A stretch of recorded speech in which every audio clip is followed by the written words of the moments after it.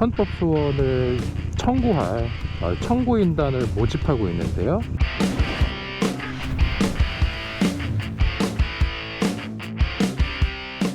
지금 제가 어제 일자로 공지글을 올렸어요. 지정차로제의 어떤 위헌성을 이제 다퉈보는 일명 지정차로제에 대한 위헌 소송을 제기합니다. 그래서 헌법소원을 청구할 청구인단을 모집하고 있는데요. 그런 청구인단 모집을 위한 페이스북 페이지 앵그리라이더라는 것을 만들었고, 네, 이름 그대로입니다. 그래서 분노한 라이더들, 이륜차에 대한 각종 차별에 대해서 이제 문제 제기를 끊임없이 하는 그런 분들이 많이 계시잖아요. 네, 그런 분들의 문제 제기가 단순 공연불에 그칠 것이 아니라 현실적으로 우리 사회의 그런 다양한 이륜차에 대한 차별을 철폐하는 그러한 결과를 만들어낼 수 있도록 하려면 결국 행동할 수밖에 없는데, 이 지정차로제에 대한 우리의 행동은 결국은 소송이다. 저는 이 소송 이길 자신이 있거든요.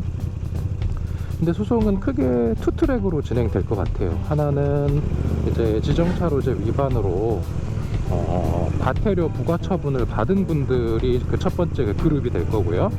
그 다음에 두 번째 그룹은 아직 과태료 부과 처분을 받은 적은 없지만 그 이륜차 지정차로제의 규제를 직접 받고 있는 대다수 라이더들, 일반 라이더들이 이제 제기할 수 있는 소송이 헌법소원이에요. 헌법소원 심판 청구. 이제 헌법소원을 이제 제기할 수 있는 방법은 크게 두 가지거든요. 이제 헌법재판소법 68조 1항과 2항의 헌법소원이 있는데, 이제 지금 제가 말씀드렸던 그 두 번째 그룹, 그 과태료 부과 처분을 받지는 않았지만 언제든지 과태료 부과 처분을 받을 위험이 있고, 실제로 저도 지금 오토바이를 타고 주행을 하고 있는데 이렇게 주행 중에 결국은 계속 법이 적용되는 거거든요. 내가 상위차로, 왼쪽 차로로 추월을 할 때만 들어갈 수 있고 그 외에는 주행하면 안 된다 라는 법의 규제를 직접 받고 있는 것이어서 이러한 분들 역시도 도로교통법 시행규칙 별표 9에 의해서 권리를 침해받고 있는 것이다 라는 주장을 얼마든지 할 수 있어요. 과태료 부과 처분을 받은 사람과 그렇지 않은 사람 모두가 함께 이 소송을 하자 라고 이야기를 하는 이유는, 이 소송의 어떤 결과가 나오는 데 있어서 대단히 중요한 것이 이륜차 운전자들의 대다수가 우리 사회에 정말 적지 않은 사람들이 이륜차 지정차로제의 부당함에 대해서 나서고 지적을 하고 있다, 문제 제기를 하고 있다라는 것을 법원도 알아야 되고요, 헌법재판소도 알아야 되고, 언론도 알아야 되고, 국회도 알아야 돼요. 그래야 이 소송뿐만 아니라 향후 법 개정에 필요한 것들이 정말 많거든요. 헌법소원 같은 경우는 1년 이상 걸릴 거고, 그러면은 그런 시간을 다 들인 끝에 제가 계획하는 것은 도로교통법 시행규칙 별표 9에 대한 위헌 결정이 나올 것이다, 저는 생각을 하는데, 근데 더 좋은 거는 그 전에라도 그냥 국회에서 법을 개정하든가, 특히 이제 시행규칙 같은 경우는 이제 주무부처에서 법을 이제 개정할 수 있는 거거든요. 도로교통법은 이제 행정안전부에서 관할을 하고 있으니까 행정안전부에서 그냥 시행규칙 별표 9를 개정하면 돼요. 그래서 저는 플랜 B는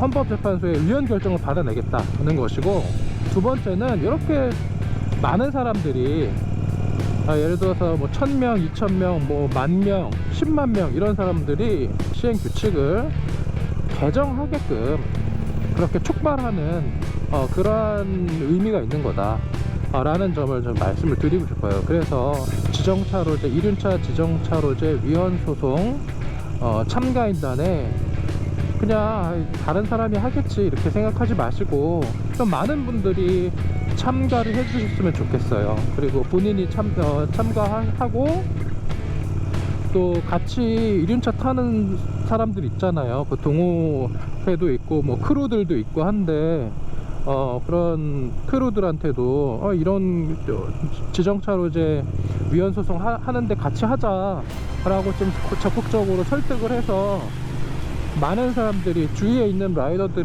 모든 라이더들이 함께 이 소송을 좀 같이 했으면 좋겠습니다.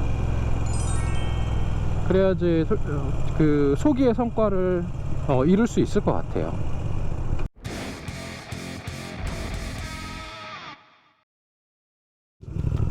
과태료 부과처분을 받지 않은 사람들을 모아서 소송을 진행하려는 이유는 의미가 크다.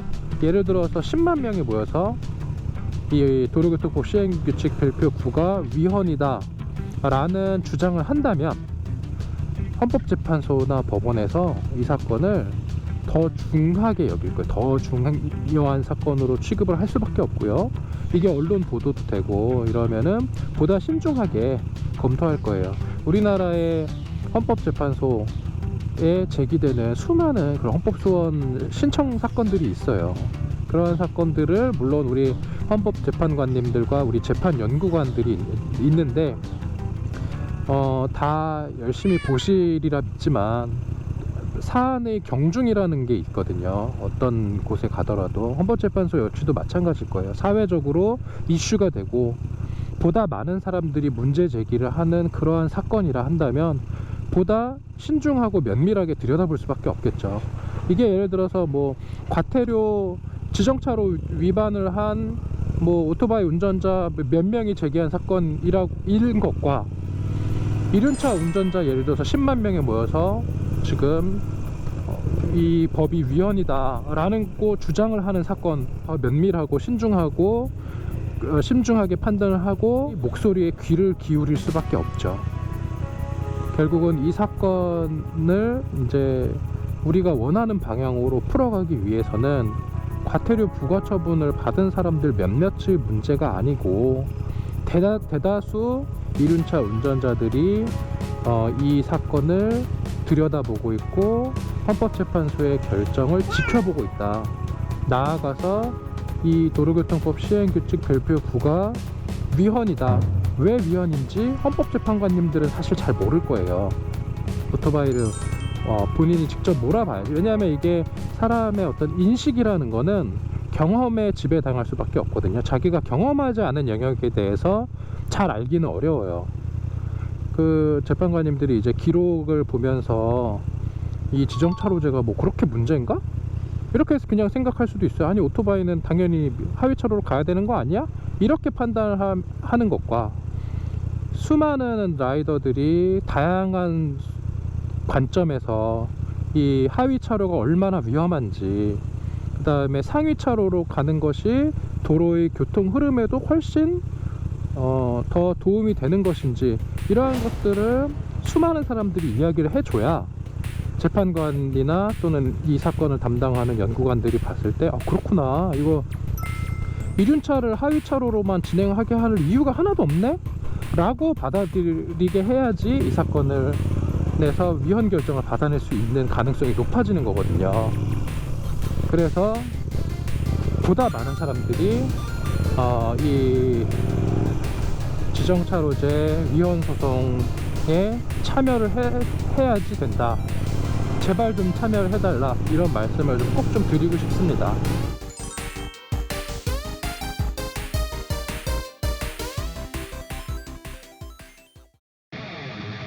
지정차로가 결국 그거잖아요. 느리게 가는 차들은 오른쪽 차로로. 근데 차는 그렇게 추월해도 괜찮은, 경찰의 논리는 그거일 것 같아요.